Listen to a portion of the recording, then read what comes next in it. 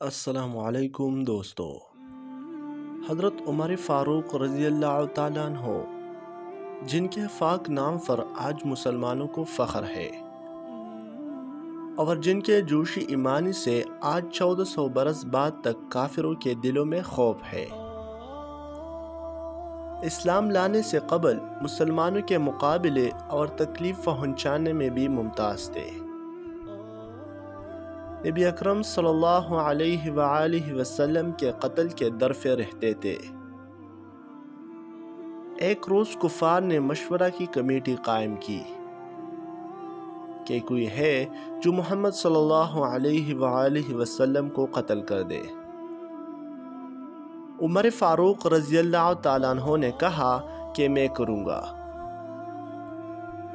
لوگوں نے کہا کہ بے شک تم ہی کر سکتے ہو۔ عمر رضی اللہ تعالیٰ عنہ تلوار لٹکائے ہوئے اٹھے اور چل پڑے۔ اسی فکر میں جا رہے تھے کہ ایک صاحب قبیلہ زہرہ کے جن کا نام حضرت سعد بن ابی وقاص ہے اور بعضوں نے اور صاحب لکھے ہیں، ملے۔ انہوں نے پوچھا کہ عمر کہاں جا رہے ہو؟ کہنے لگے کہ محمد صلی اللہ علیہ وآلہ وسلم کے قتل کی فکر میں ہوں، نعوذ باللہ۔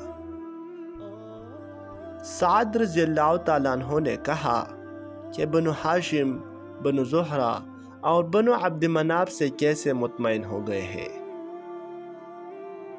وہ تم کو بدلے میں قتل کر دیں گے۔ اس جواب پر حضرت عمر فاروق رضی اللہ تعالیٰ عنہ بگڑ گئے اور کہنے لگے کہ معلوم ہوتا ہے کہ تو بھی بے دین یعنی مسلمان ہو گیا ہے، سب سے پہلے تم کو نمٹا دو۔ یہ کہہ کر تلوار سونت لی اور حضرت سعد رضی اللہ تعالیٰ عنہ نے بھی یہ کہہ کر کہ ہاں میں مسلمان ہو گیا ہوں، تلوار سنبھالے۔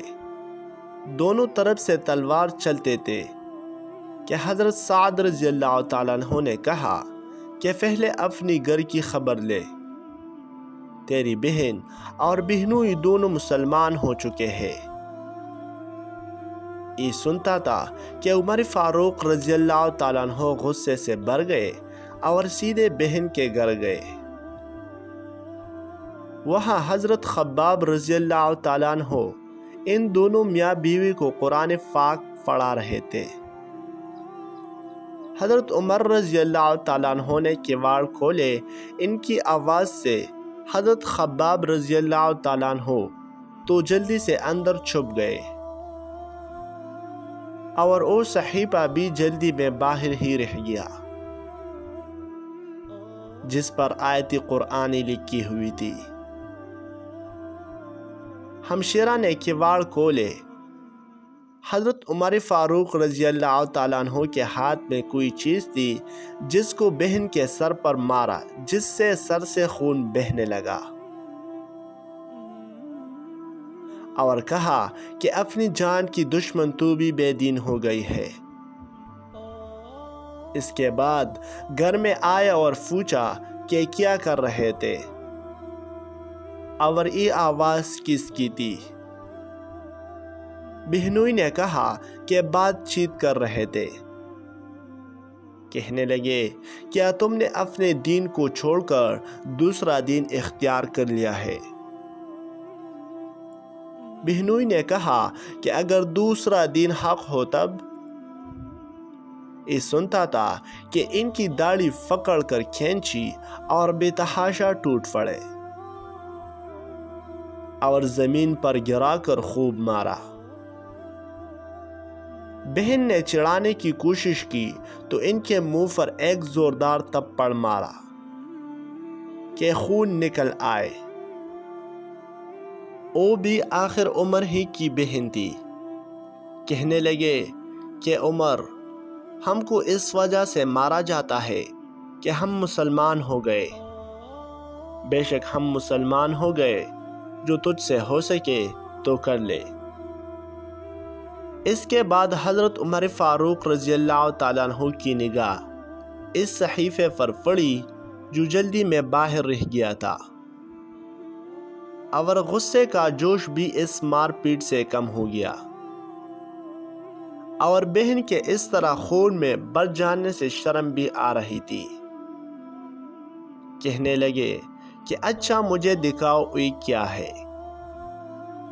بہن نے کہا کہ تو ناپاک ہے اور اس کو ناپاک ہاتھ نہیں لگا سکتے۔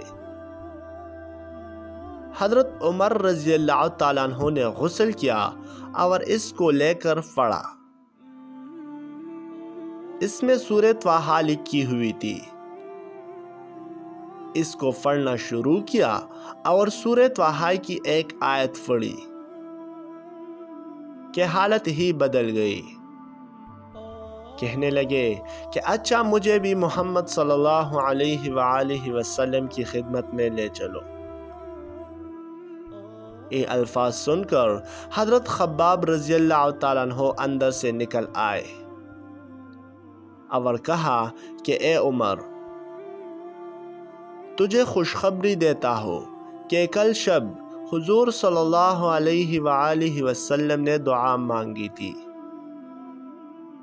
کہ یا اللہ، حضرت عمر فاروق رضی اللہ تعالیٰ عنہ اور ابو جہل میں جو تجھے زیادہ پسند ہو، اس سے اسلام کو قوت عطا فرما۔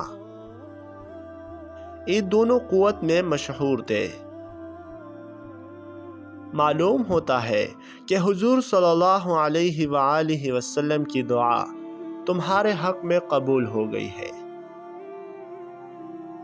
اس کے بعد حضور صلی اللہ علیہ وآلہ وسلم کی خدمت میں حاضر ہوئے اور جمعہ کی صبح کو مسلمان ہوئے۔ حضرت عمر فاروق رضی اللہ تعالیٰ عنہ کا مسلمان ہونا تھا کہ کفار کے حوصلے پست ہونا شروع ہو گئے، مگر پھر بھی یہ نہایت مختصر جماعت تھی،